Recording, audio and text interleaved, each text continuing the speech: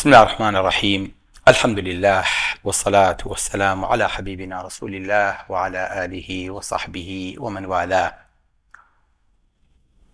إيش كلميك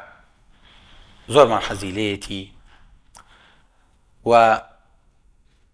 زاراويك ئەتوانم بڵێم زۆری نەمانەگەر نەڵێم هەمومان ژیانمان لەسەر داناوە. هەر لەو ڕۆژەی کە دەستمان دارەگرێت و ئەچینە قوتابخانە و پێگەین و ئەخوێنین چەنەها ساڵ بۆ ئەوەی کە شاهدەیەکمان هەبێ. ئەی شەهادەکە بۆ چییە؟ بۆ ئەوەی کە ئیشێکمان لەسەری دەستکەوێ و پارەیەکمان لەسەری بخۆین. کەواتە ئەو ماوەی کە لە خوێندنی شەعامێنیتەوە هەر ئەچێتە سەر ئامادەکاریەکە بۆ ئیش. دوایش کە ئەکەویتە ناو ئیشەوە ساڵێ دواندا بیستی هەتاوەکو تەقاعود دەبی و دوایش چاوەڕێی مردنەکەیت. ئەگەر بگەیت ژیانی ئێمە خۆشەویستەکانمان ئەمڕۆ وای لێ هاتووە لە سایق تەکسیەکی بەڕێزێکەوە هەتاوەکو ئەگاتە سەرۆکێک هەتاوەکو ئەگاتە بەرزترین پلە باڵاکان وای لێ هاتووە هەر هەمووی هەڕاکە هەریەت هەر ئەچێ هەر هەمووشی بە دوای ئیش و کارە بیلەوە ناکەینەوە کە ئەم ژیانە وای لێ هاتووە بۆ بە قەوانێک دەبارە و بیستبارە و سەدبارە بۆ تەو لە ژیانی من و تۆیە. وای لێ هاتووە کە خوای گەورە فەرمێ وەجەعەلنە اللەیلە لیباسە وەجەعەلنە النەهارە مەعاشە. ئەم مەعاشە واتە خوای گەورە فەرمێ کاتی ڕۆژمان کردووە بەچی؟ کاتی سپێتیمان کردووە بە پارە پەیاکردن، شەویشمان بۆ ئیسراحەت داناوە. بەڵێ هەمانەی ساکەنە شەوەکەی لەوانەیە ئیشی لە بارتر و گونجاوتر و شپرزەتر بێ وەک لە ڕۆژەکەی. بۆیە کورد ناوی ناوە کاسپی، یعنی کاری سپی. پێشەوەی ئەوروپا ئیشی ڕەش بدۆزێتەوە کورد ئەمیزانی وەکە شتێکەیە پێوتێ ئیشی سپی، یعنی کارێک لە کاتێکی ڕۆژ و لە سپایەتیە بکرێ بە ڕۆژ بکرێ کاسپی. ئەمە پێوتێ ئیش. ئەم ئیشە وای لێ هاتووە کە هەمومانی سەرقاڵ کردووە بەخۆیەوە، ژیانی جەنجاڵ کردووە، هەمووی هەڕاکە ڕاکێتی. تەنانەت لە مەتار و لە شوێنە گشتیەکان و لە ڕۆژی پشوشە هەمومان بدوای ئەم کارەوەین. ئەم ئیشە وای لێ هاتووە خۆشەویستەکانم کە بۆ بە خولیایەک بۆ بە جێژاوێک کە ئاواتەی چویت جارێکتە لی دەرنایتەوە کە دەری کەوتیت فڕێتە یاک جێژاوەکە بە مردووی دەرتەهێنێ، واتە کەس بە زیینوی لەم بابەتە دەرناچێ. معلوماتی جەنابتان کە لە زمانی ئینگلیزیە ئەڵێ سەلەری، ئەزان سەلەری لە شێوە هاتووە، یعنی لە سەلاریە، کلمەیەکی لاتینیە، یعنی مال الملح، یعنی ملح المال، یعنی خۆی پارە. یعنی چی خۆی پارە؟ کاتی خۆی لە پێشینەکانی ئێمەیە بە خوێ مامەڵە کراوە، واتە خوێ کڕین و فرۆشتنی پێوە کراوە. بۆیە کورد خوێی ناوە زات لە زمانە پێی خۆیەوە و هەر کەسێکیش هەدیەیەکی بۆ بەرێ ئەگە دەفرەکە هیچ نەبێتیکە ئەچێ فەی بۆ تێیەکە. یعنی ئەمە بە مانای پاداشدانەوەیە کە ڕۆژێ لە ڕۆژان خوێ ئاڵوگۆڕی پاری پێکراوە. بۆیە ئەبینیت ئەمڕۆ هەر کەلیمەکە بۆ خۆی بۆ بە ڕاتب بۆ بە موچە کە ئینسان بەردەوام مێشی پێوەی مەشغوڵاکەی موچێت. سبحان الله لەسەر کاتی خۆی ژیانی حسێ بکات بەس بۆ ئەوەی کە سەری مانگ نزیک بێتەوە موچەکەی وەرگێ. نازانین لە ژیانی کەمەکە بۆ حسابی موچەکەی، بەڵام پێی بگا گرنگ ئەوەیە. ئەمە مینەتێکی زۆر گەورەیە خۆشەویستەکان ئەگەر پێی بزانن و نەزانن ئیسلام ڕقی لەوەیە کە کاسبی بکرێن. نەخێر، بەعەکسەوە ئەوەی ئیسلام تەشجیع لەسەر ئیشەکە. ئەسڵەن ئیسلام پێی خۆشە بەیانی زوو بچی بۆ ئیش، دوای نوێژی بەیانی خۆر هەڵهاو بچۆ بەلای ئیش و کارتەوە. فانتشروا في الأرض وابتغوا من فضل الله. خوای گەورە فەرمێ هو الذي جعل لكم الأرض ذلولا فامشوا في مناكبها كلوا من رزقه وإليه النشور. بەناو شاخەکانە بگەڕێن بۆ کار و کاسبی ئیشی خۆتان. نەک هەر ئەوە بەیانیان زوو، بەرەکەت لە بەیانیان زوو لە ئیشی بەیانیانایە. نەک هەر ئەوە ئەفەرمێ فەئیذا قوضیەت الصەلاة، ئەگەر نوێژی جومعە تەواو بۆ چی بکەن؟ بچن بەلای باخەکانتانەوە؟ نەوەڵا. بچن بەلای ئیسراحەتەوە؟ نەوەڵا. ئەمڕۆ پشووە؟ نەخێر. فەرمێ فانتشروا في الأرض وابتغوا من فضل الله. بچن بەلای کار و کاسبیەوە، یعنی لە ئیسلامە تەنانەت جومعانیش پشوویتیان نییە. بۆ ئیشی خەڵک نەوەستێ. سێمە ڕۆژانی شەممان نەخۆش لە هەموو کاتێ زیاترە بۆ چونکە جومعە بەدەم ژانە و بەدەم ئازارەوە ماوەتەوە کەس نەبووە بچێ بۆ لای ناچارێ بێ هەڵی گری و چاوەڕێکە هەتاوەکو ڕۆژی دواتر بۆیە لە ئیسلامە تەنانەت شتێک نییە ناوی پشوو بێ بۆ ئەو کەسەی کە ئیشی خەڵکی لەسەر پەکەکەوێ ئیسلام زۆر تەشجیعی ئەمەی کردووە بەقەدەر چی بەقەدەرەوەی تەشجیعی جیهادی کردووە جارێکیان سەحابەیەکی پێغەمبەری خوا صلی الله علیه وسلم بەناو بازاڕە شان و باهوو جسمێکی ڕێعزی زۆر جوانی ماسوولکەیی هەیە یەت و ئەچێ و ئەکڕێ و ئەفرۆشێ سەحابەکان سەیری دەکەن لەگەڵ پێغەمبەری خوا سەیری ئەم مەشهەدە بکەن چەند جوانە بۆ مەشهەدێکی تەمسیلی قالن يا رسول الله لو كان هذا في سبيل الله أي بيغمبري إخوة ئەم شان و بازووە لە پێناوی خوایش مشێلی هەڵسوڕانایە و لە پێناوی خۆیان جیهادی کردایە ئەمە جێ خۆی ئەم خوا عەڵەی بۆ ئەمی کردووە پێغەمبەری خوا صلی الله علیه وسلم فەرمێ ئەگەر ئەم کاسبی و ئیش و کارە جای فی سەبیل الله معنای جیهادە فەرمێ ئەگەر ئەمە پاری بۆ ماڵ و مناڵێکی ورد پێپەیاکە خزمەتی دایک و باوکێکی پیری پێ بکە خۆی بگرێتەوە لەوەی کە زەلیل نەبێ و پارەیەکی لە گیرفانە بێ خەڵک ئیسێغلالی نەکا ئەوەشە لە پێناوی خوایە الله چەند جوانە پێغەمبەرێک صلی الله علیه وسلم کار و کاسبی و ئیش و کاری ناو بازار بەراورد دەکا بەچی بەراورد دەکا بە جیهاد بەڵام کامەیەک ئەو پارەی کە زۆر خۆتی بۆ ناڕەنجێنی ئەزانی ڕسەکەت ئێوارەیەتە دەست چۆن تێرێ ئەڕواتەوە بۆ ماڵەوە ڕسەکەی بۆ نووسراوە تۆش بەدەستی بەتەڵ ناگەڕێتەوە ئیلا چەند عەلاقەیەکە پێیە ئیلا با خەڵی شەگەرم بۆ تۆ کاڕۆیتەوە چۆن بتوانین ئاوا بژین ئاوا بیرکەینەوە بەقەدەر تێرێتەوە کورمان لەسەر خوای گەورە بێ بۆ ڕسقەکەمان کافیە ئەو نەخۆتی بۆ شپرزە ناکەی بە 2 تەلەفۆن و بە 4 سیمکارت تەلەفۆن ناکەیت و خۆت ڕەنجە ڕۆکەیت و ماڵوێرانکەیت و ئاگا لە هیچ نەمێنێ ئەگە ناخۆشەویستەکانم ئەو نەیکە ئێوە تەسەوڕەکەن پیشەی پێغەمبەران مامۆستا پیشەی پێغەمبەرانی چی پێغەمبەر یعنی پیشەکەی خۆی بەنای خۆیەوێتی پێغەمبەر بووە پەیامی خوای گەیانووە نەخێر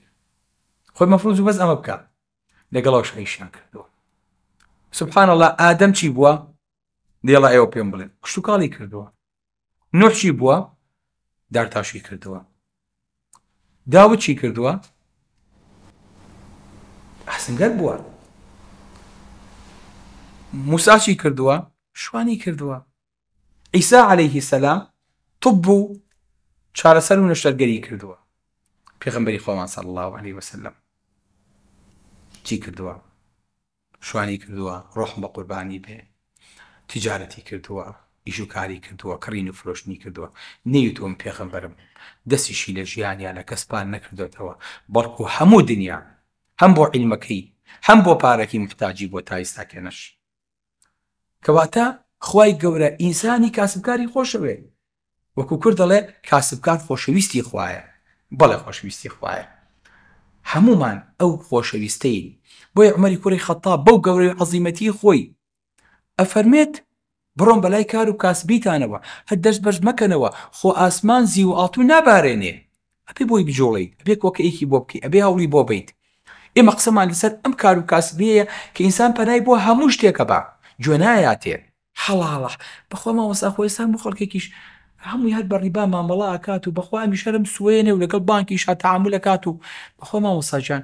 بینی خۆمان بێ والله خۆ بەخوا ئەزانم جگەرەش حەرامە لە مارکێتێکی ئادام ناوە بس بەخوا خەڵکیە بۆی جگەرەکە شتێکی تیش ئەگەر جگەرەکە نەبێ بخوان نایەتەوە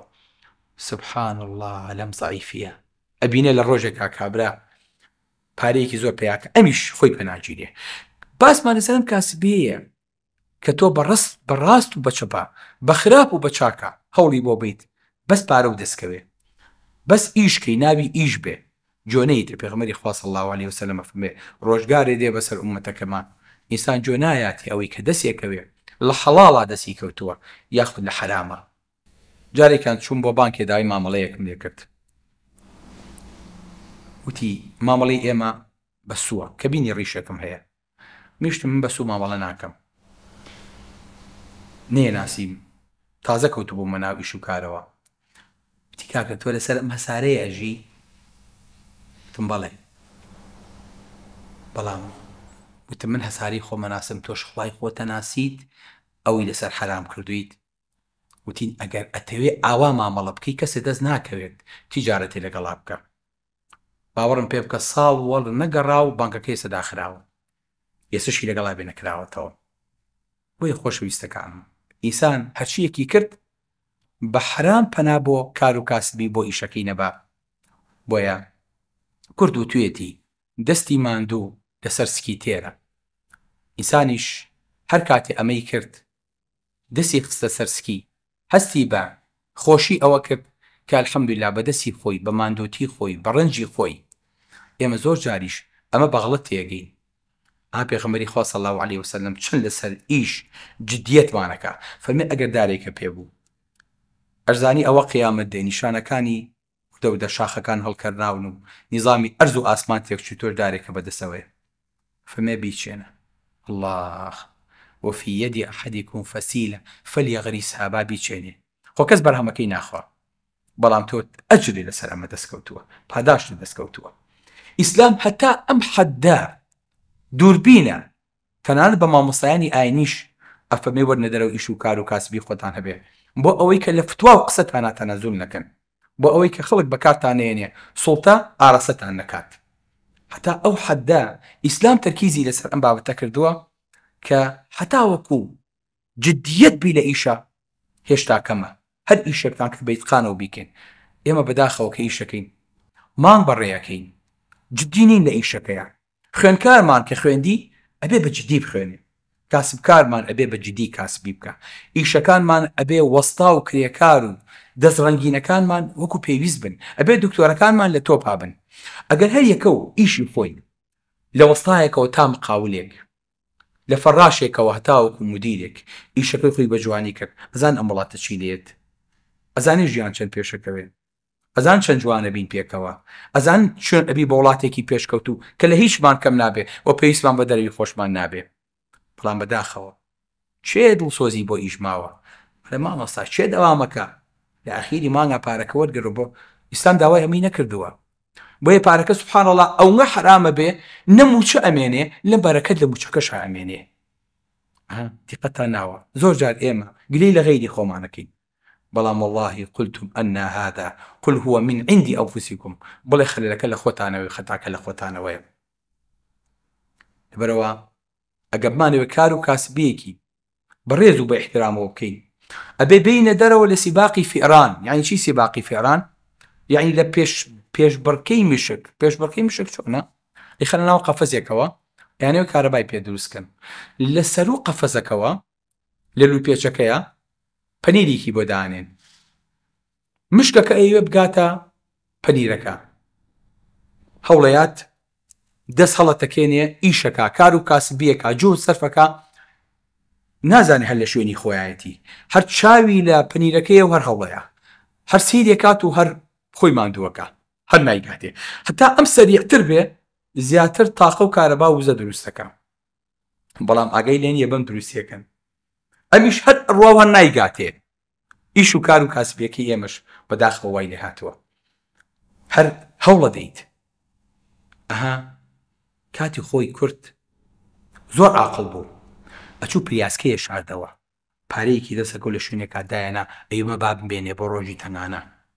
ئەمە ماڵی سپیە داینێ بۆ ڕۆژی ڕەش ئێستاکەنش کە زۆر جان ماڵتەیە کە درێ لە بنمیچ و لە ژوێبان و لە پسەرین و لە پێخەف و ئەوەیە پارە ئەدۆزرێتەوە هی کۆنەکان بۆ چکە عاقڵ بۆ قایم کار بووین بەڵام سوبحان الله موشەخۆری ئەمڕۆ کاسبکاری ئەمڕۆ گوێ لەوە نییە ئەو بەچەنە بەس پێی وتووە وەڵام مدیری شتەکانە کۆن بۆ لە ماڵەوە با بچین بیگۆڕین پارەشی لە گیفانە نییە بەڵام چونکە بە قستە گوێ لێ نییە بەچەی کڕێت و خۆی خاتە ژێبارێکی قورسەوە دوای ناجانێت چون لە ژێبارەکەی دەرچێت ڕێک ئەچێتە ناو سیباقی فێرەکەوە هەڕا ئەکا و هەردەمی بۆەوە هەر نایگاتێ هێشتا قەرزەکەی نەیاوەتەوە مۆدیلی ئەوەی تری بەسەر چووە چۆن بتوانێ بیکاتێ بۆیە خۆشەویستەکەم با نەچینە ئەم دەوامەیە وچکەلی دەرناچین ئەبێت تۆ حسابی خۆ بکرد بێ لە مانگێکا چەنە دەسەکەوێت شتێکی لێلا بیت کە لێن لادا کۆبەوە ئیسیسمارێکی لە شوێنێکی ترا بەکاری بێنیت بۆی کە ڕۆژگارێ دێ توانای کار و کاسبی ئیشە نامێنێ بتوانی مردوودێکت هەبێ بە ئیسراحەت دانیشی عیبادەت و خواپەرستی لەسەر کیتابخوای گەورە ئەمانەتەکە لێ وەرەگرێتەوە بەڵام بەداخەوە خەڵکی ئەمەی ساکەنەوە ئەوروپا هەر مڵچەیە هەر پایە کات و پێشی ناکە هێشتا خواردوێتی بە قەرسیلی خواردوێتی پێشەوەی کە سەوز بێ بەرەوە مەفروزە ئیش و کار و کاسپەکانمان جارێک تر ڕێخینەوە جارێک تر دروستی کەینەوە جارێک تر پلامان هەبێ بۆ ژیان بۆ ئەوەی کە لە ژیانە ئەم هەموو کاتەمان کە بە کار و کاسبیەوە ئەڕوا ئیشمان هەبێ ئێشمان نەبێت تەنها بە ئازار و ناڕەحەتیەوە نەبین تەنها ڕاکەڕاک و ماندوێتی لاشەکەمان بۆ نەمێنێتەوە لەو سەرەوە بە بەرهەمێکەوە دەرچین بۆیە معاشی بەلاش بێپیتە و بێخێر دەستی ماندووە لەسەر سکی تێر دیارە هەموو کەس خۆشی ئەوێنان بۆ لەسەر دڵی دا ئەنێگاوان ئاگاوانتان بینیوە کەنانە باڵێک ئاوا لەسەر دڵی دانێ ئاوێ خاتە ناوینەکەەوە بۆی کەس نیپە جاالێ خۆر بەسەر ئەو بزنی چیەکە نانی شوانە قاچکە هەر ئەوەی هەیە شوانەکە ئەڵێ دیارە هەموو کەس خۆشی ئەوێنان بۆ لەسەر دڵی دادەنێگاوان بەدەست مسی قاڵ بکەی بە هەویر نەک دەستە و نەزەر لە خزمەت ئەمیر باسی موچەخۆریەکە ئەڵێ بەدەست مسی قاڵ بکەی بە هەویر نەک دەستە و نەزەر لە خزمەت ئەمیر نان و دۆیەک و دڵێکی ڕەحەت نەک ترس و خەمی پادشای سەرتەخت أقول قولي هذا وأستغفر الله لي ولكم والسلام عليكم ورحمة الله